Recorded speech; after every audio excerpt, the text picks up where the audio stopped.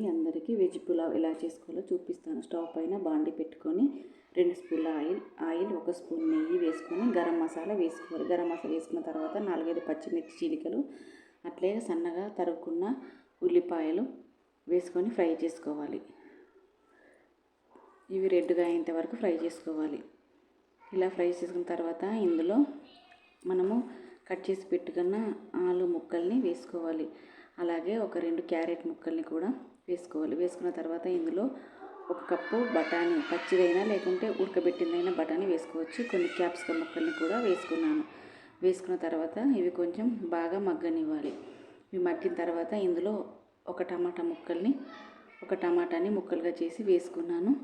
ఇలా వేగిన తర్వాత ఇందులో అల్లం వెల్లుల్లి పేస్ట్ వేసుకొని స్టవ్ సిమ్లో పెట్టుకొని, లేకుంటే మాడిపోతుంది. అలాగే 1 స్పూను పసుపు వేసుకొని ఫ్రై చేసుకోవాలి. అలాగే కొత్తిమీర, పుదీనా తరుగు కూడా వేసుకున్నాను. దీన్ని ఈ విధంగా కలుపుకొని ఇందులో రుచికి సరిపడా ఉప్పు, కారం వేసుకోవాలి. వేసుకున్న తర్వాత కొంచెం గరం మసాలా, కొంచెం ధనియాల పొడి కూడా వేసుకొని కొంచెం వాటర్ వేసుకొని మూత పెట్టుకోవాలి. మూత పెట్టుకుని కొంచెం మగ్గిన తర్వాత మనం రైస్కు సరిపడా వాటర్ తీసుకోవాలి. వాటర్ తీసుకున్న తర్వాత దీన్ని వాటర్ బాయిల్ అయిన తర్వాత మనం రైస్ వేసుకోవాలి. కాబట్టి ఒకసారి మూత పెట్టుకుందాం. 10 నిమిషాలు మూత పెట్టుకొని తీసుకున్న తర్వాత ఈ విధంగా అయిన తర్వాత మనం 2 గంటలు నానబెట్టుకున్న రైస్ని వేసుకోవాలి.